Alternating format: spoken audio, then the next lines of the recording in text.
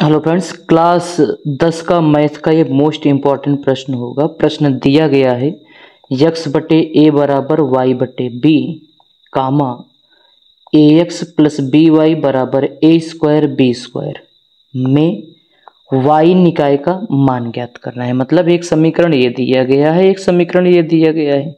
देखा जाए तो x की घात 1 है, y की घात 1 है, इसमें भी x की घात 1 है, मतलब रैखिक समीकरण है। तो y के निकाय का मान का मतलब y का मान ज्ञात करना है। या तो रैखिक समीकरण को कैसे हल करते हो, या तो प्रतिस्थापन विधि से या तो विलोपन विधि से, यही दोनों कोर्स में ही है। तो आओ देखो कैसे इसके सॉल्व करोगे। तो जो पहला समीकरण दिया गया है इसे पहले नोट करते हैं। तो यहाँ पे लिखोगे हल x बटे ए बराबर वाई बटे बी। पहले इस समीकरण को हल कर लिया जाए, तिर्यक गुणा करोगे तो हो जाएगा बी एक्स बराबर ए इंटू वाई, पक्षांतर कर दो तो हो जाएगा बी एक्स प्लस है, इधर आएगा तो माइनस हो जाएगा, माइनस ए वाई बराबर कितना 0। इसको बना लो समीकरण नंबर 1। अब जो दूसरा समीकरण है ए एक्स प्लस बी वाई बराबर ए स्क्वायर प्लस बी स्क्वायर, उसको लिखोगे। ठीक है, पहले लिख लेते हैं दूसरा समीकरण। कितना दिया गया है, ए एक्स प्लस बी वाई बराबर कितना दिया गया है, ए स्क्वायर प्लस बी स्क्वायर। इसको बना लेना समीकरण नंबर 2। अब या तो आप x का मान निकाल लो या तो y का रख दो, या तो प्रतिस्थापन हो जाएगा। ऐसे सवालों में ये मत किया करो, हमेशा विलोपन लगाओ। विलोपन कैसे लगाओगे, देखो यहाँ पे ax है, यहाँ पे bx है। अब चाहे आप y को गायब कर दो चाहे x को। चलो हम यहाँ पे x को गायब करते हैं, क्योंकि y का मान निकालना है तो डायरेक्ट y का मान निकलेगा। x को गायब कर दोगे, देखो कैसे गायब होगा। एक काम करो, इसका गुणा इसमें कर दो और इसका गुणा इसमें, मतलब a का गुणा समीकरण 1 में कर दो और समीकरण 2 में b का गुणा कर दो, तो x का गुणांक बराबर हो जाएगा। कैसे, देखो समझ जाओगे। हम लोग क्या कर रहे हैं, देखो समीकरण 1 में गुणा का चिन्ह लगा रहे हैं, इसका गुणा करोगे a का, और समीकरण 2 में समीकरण 1 में a का करे हो, समीकरण 2 में किसका कर दो, b का। दोनों पक्षों में करोगे तो गुणा करेंगे। देखो समीकरण 1 में a से गुणा करोगे तो ये हो जाएगा ए बी एक्स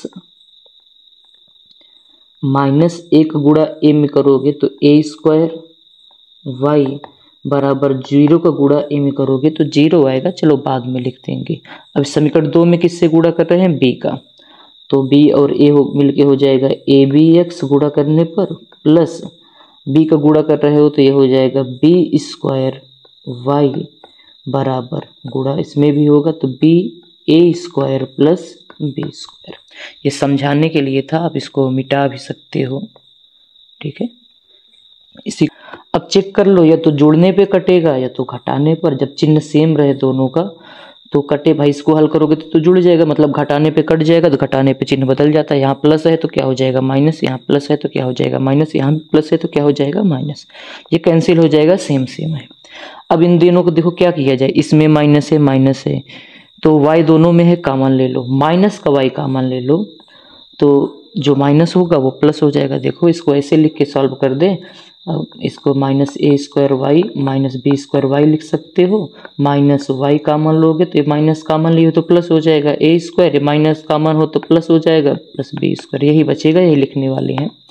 ठीक है, तो ये हो जाएगा ए स्क्वायर प्लस कितना बी स्क्वायर माइनस, ये तो पहले से ही 0 हो गया है, इससे कोई फर्क ही नहीं पड़ने वाला है ना। तो केवल यही बचा है माइनस का b ब्रैकेट में ए स्क्वायर प्लस बी स्क्वायर। इस माइनस से माइनस काट सकते हो। ठीक, तो y बराबर इसको ऐसे लिखोगे b A square plus B square, ये गुणा इधर आएगा तो बटे में हो जाएगा A square plus B square, cancel कर दो तो यहाँ से मिला y बराबर b। तो y का निकाय का मान पूछा था तो यहाँ से y बराबर कितना मिला है b। हो सकता है इस प्रश्न में पूछ ले x का मान, x के निकाय का मान बताओ, तो अब इस y का मान उठा के इसमें रख देना, आसानी से आ जाएगा x का मान। ठीक है, ये रहा आपका आंसर। उम्मीद है वीडियो पसंद आया होगा। ऐसे ही वीडियो के लिए चैनल को सब्सक्राइब कर लो। मिलेंगे हम लोग नेक्स्ट पार्ट में, तब तक के लिए बाय बाय।